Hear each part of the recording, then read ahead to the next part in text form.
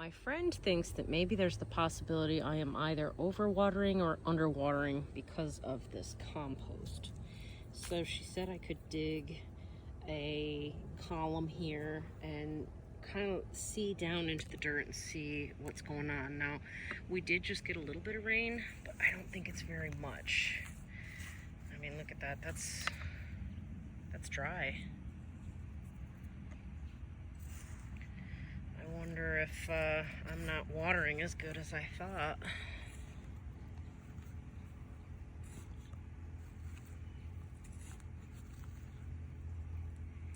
Oh, there's a root.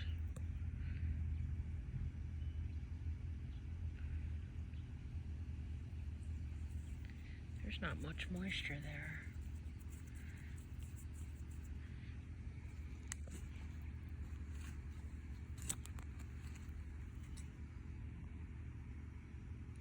There's some down there. A little bit. I mean, it's not terribly wet.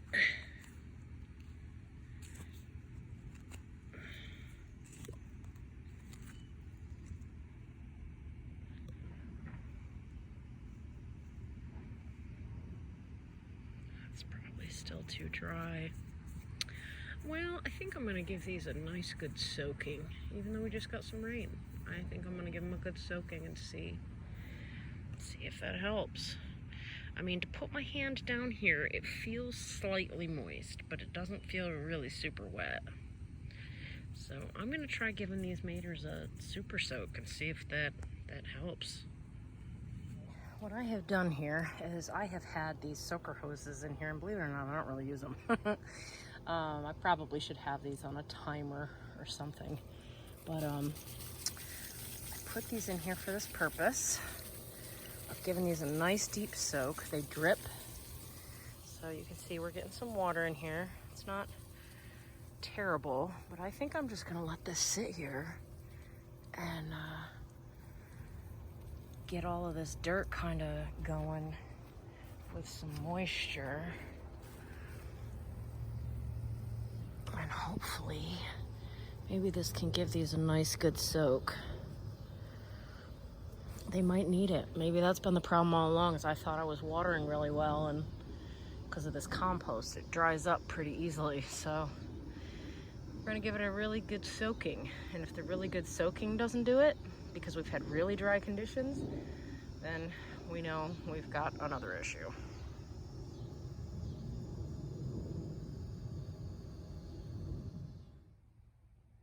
It is the next day after giving these tomatoes a really good watering using the drip hose, and not seeing much improvement here. So I can also try not watering for a couple days in case this is an overwatering issue, though that doesn't seem like that should be the case. I did want to show you guys, though, I found one of our little nemesis. Is it nemesis? In the garden. I don't know if you can see him. That is a tomato hornworm right there. The sun is not making him easy to focus on. See that striping? And he's got that little tail on the end. That is our hornworm. Now, how I found him, because I think this is important for people as you're learning. I'm inspecting my plants, and I'm walking along, and I saw that. That is hornworm poop. They're kind of cylindrical, and these are not very big. That probably looks really big because I'm zoomed in. These ones are not very big. This guy's not very big. So I started looking. I looked on the leaf, didn't see anything, because usually, you'll check the leaf they're on. So I started to go up. I found a fruit that was half eaten, and it took me a second, but there he was. They hide very, very well. They'll do a lot of damage in your garden, so I removed them. You can feed them to chickens if you have chickens. You can leave them if you want. I just don't know. They can take out a plant, and especially if there's several of them, they can chew off the tops of your plants and really do damage. So now somewhere I saw there was also, okay, so that's what the tomato hornworm looks like. The other one you've heard me mention is, this is the striped armyworm. So they look a little different, but they both do about the same thing. These get big. This guy here, he is, let's see if you could see my finger. He's not too big yet. These suckers can get to be about the size of my thumb. So they can get very, very large, as can these guys here. So this is that time of year when your tomatoes are coming in. Oh, here's another one.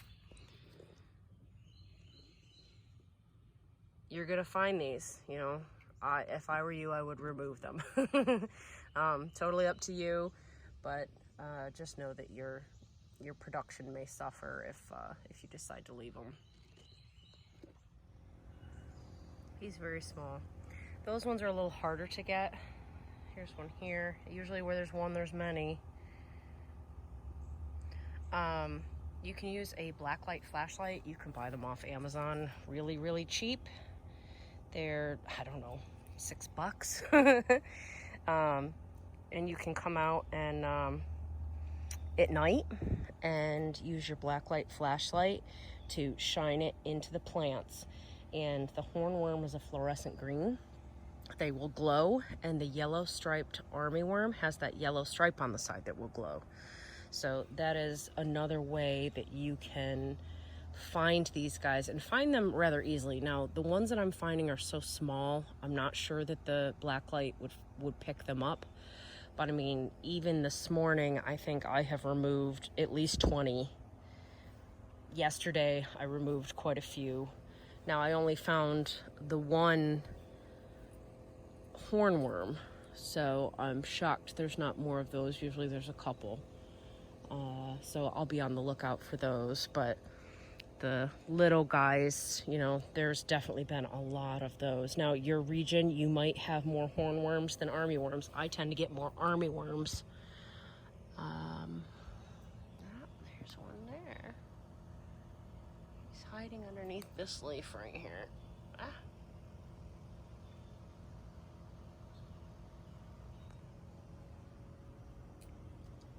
So anyway, that's a couple of tips and tricks for the caterpillars in your garden. You can also spray BT if you don't have a large crop. I have kind of a lot of tomatoes, so I'm not sure that I'm going to spray BT. I think I'm just going to try to stay on top of them and remove them where I find them. But BT is what we've used on the squash. You can also use it on your tomatoes, and it will get the caterpillars. I'm back out with the tomatoes. It's been a couple days. I did do another soaking this morning, and they appear to be getting worse. They're not doing very good. You could see how shriveled these are. I'm getting really nervous about this. I think I'm definitely going to be pulling at least one of my plants that I am pretty sure has curly top virus. I'm not sure if these are the same thing or not, but I gotta tell you, that not a good look on tomatoes. Here's the one next to it. They're just not looking good. So if you remember, I showed this one. Now, mind you, I did water this morning with a soaker hose for at least an hour. It's later in the evening. It's time for me to water again. Usually I do that because I'm growing in a compost that is very thin. It does not hold the moisture, so I water at least twice a day.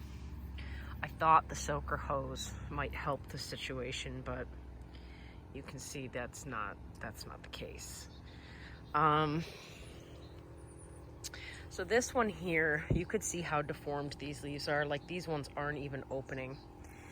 There really isn't much of any flowers setting on this. I mean, there's a couple up here, but let's be honest. There's one there, two there.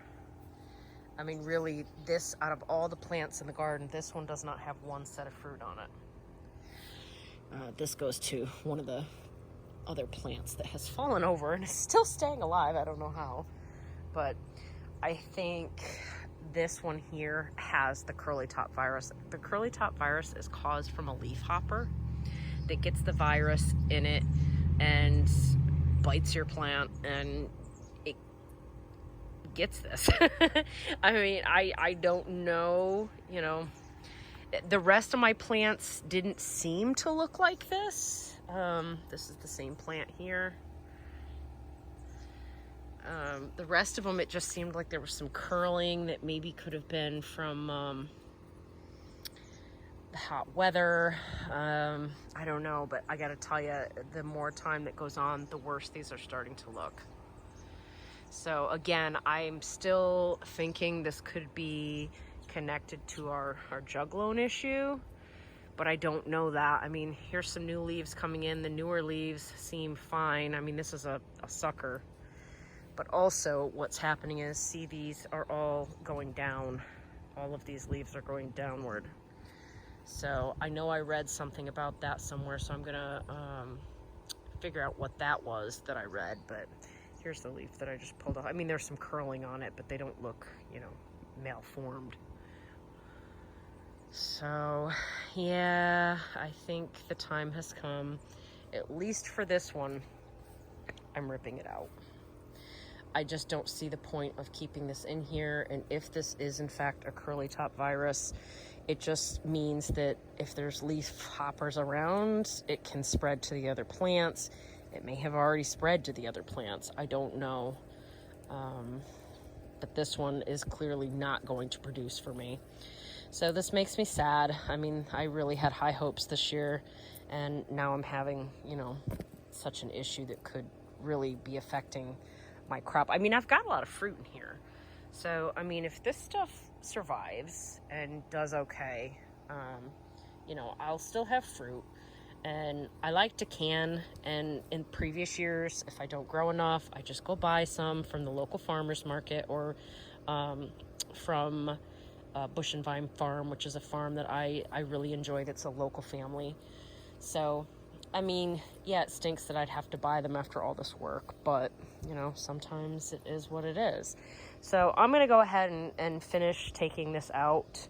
And we're also, once I pull it up, we're going to look at the bottom and see if there's anything going on there once I pull this out.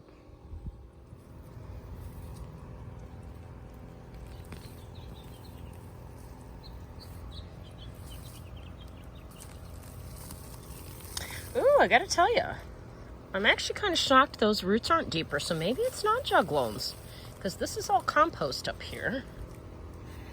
Let's put this down and see if we can take a look here.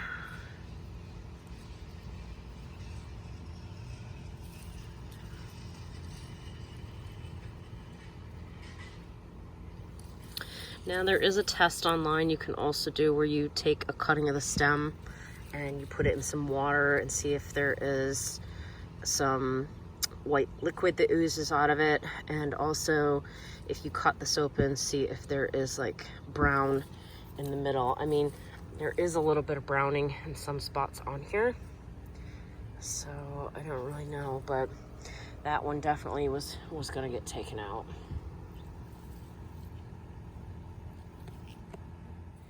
We're gonna cut this off here and see what's going on. Oops, and then it fell. All right, I mean, there's no browning in there. Even where there's browning on the outside. No. I mean, it's a little dry. I don't know if you can see that. I did bring a cup of water to float a piece of the stem in to see if the white stuff that comes out happens. I'm not sure how long we do this for, but they said that a white stream of something is supposed to come out. I don't see anything coming out of these, so I don't know. This might just be curly leaf virus on this one. I hope it didn't spread to everything else. That would mean that our little leaf hopper jumped from plant to plant and got a couple of them. It looked to be different before, but now my plants are looking much more weathered. It also is very hot today, so we're gonna do another good soaking, and I'm gonna show you what I just got. So I went ahead and I bought one of these soaker wands. My friend told me to go ahead and try one. I couldn't find the one that she recommended, unfortunately, so I got this one. But it's got a rotating head here. On here, there's a soaker, cone, full, flat, all these different settings for it. Goes right on the end of your hose, you know, right where you might have your other one at. Use that little bit of water to clean my hands. I'm gonna go ahead and twist this on here. And hopefully this will help us to be able to give our tomatoes a nice, good drenching.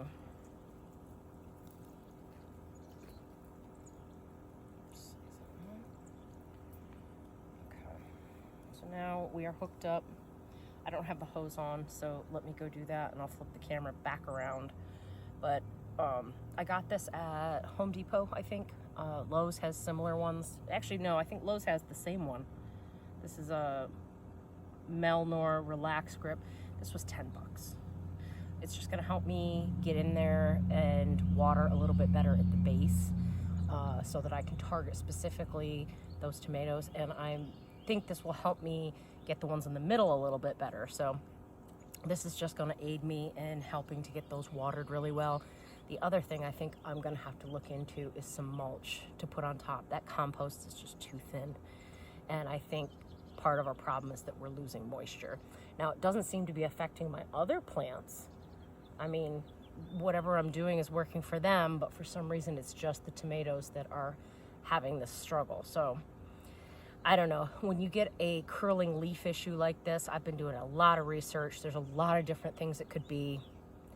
It's really hard to say. And if they all have it at this point, as long as they've got fruit on them, I'm gonna leave them, because I mean, whatever damage is already done if it's something that spreads. So it seems to already have spread. But we'll see, and I'll keep reporting on it. And if I find anything else, I'm really still curious about this black walnut juglone thing. Though you saw me rip up those roots, they didn't seem like they really went down as far as I thought they did. I thought they were down in the clay that is underneath my bed, that's underneath the compost, but that didn't look like it. So I don't know. The jury is still out, but let's get this taken care of. It's kind of handy. This helps you really get in here and target. Now you can see on this plant, I mean, this one's in a pot. And this one's completely fine. I don't see any issues here. I don't see the same drying out.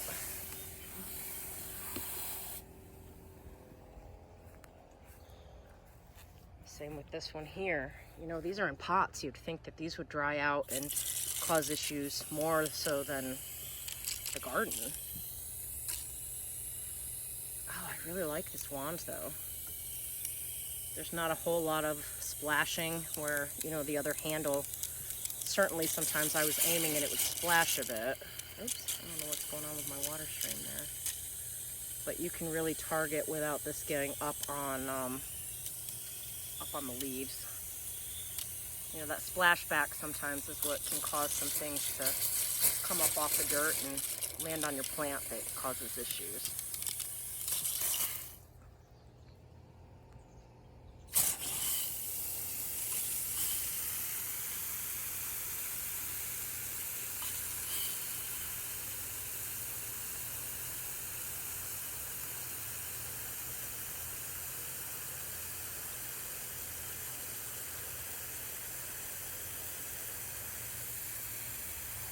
Now, here where I'm at in South Carolina, we have been hitting anywhere between 90 and 95 every single day, and we have had very little rain this entire season.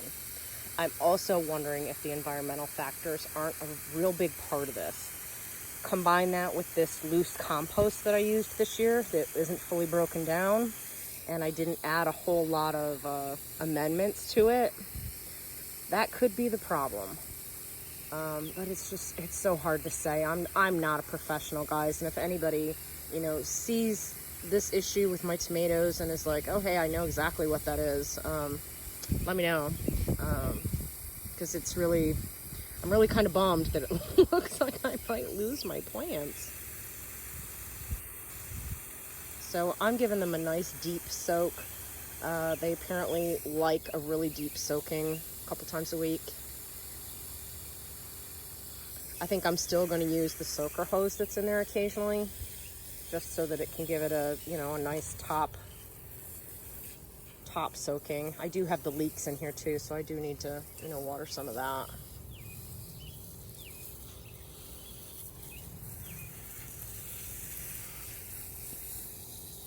Yeah, I like this. There's not a lot of splashback. That's nice. I really like that this can get into the middle here. I think I was struggling with that a little bit. Oh, and I see one of our little friends on the base. Oh, 2 little hornworms, or army worms on the base. So I gotta take care of them. Oh, one just fell. I've been finding tons of these army worms, so something has definitely gotten in here and laid some eggs. They're chewing on all of the bases of my plants. They're sort of going up in their girdling stems. See that? I seem to find a lot of them on the stems. But I'm gonna go ahead and just do this for each one of these, and I'll be back. All right, everything got a really good water. I still don't know that that's the issue. I do know the compost doesn't hold water, but I mean, everything else seems to be doing pretty good with the amounts I'm giving it. Oops, except for these here, because I didn't water those. Everything else is good. I did go ahead and rip that squash plant out. If you remember, there was a big one that was kind of falling wide open. It was the only one that wasn't in a cage. That one's not putting off any new growth, so I went ahead and I pulled it out. So there's a spot there, and maybe that's where I'll stick my habanero peppers. But yeah, that's it for tomatoes and watering today. If anybody has any ideas on this, I am certainly all ears at this point. They're just looking sad, and I don't know what to do. I mean, there is some yellowing and browning happening now. It's mostly these awkwardly really curled leaves, so I don't know what else to do. But anyway, I will talk to you guys next time, and let's hope we see some improvement in these tomatoes.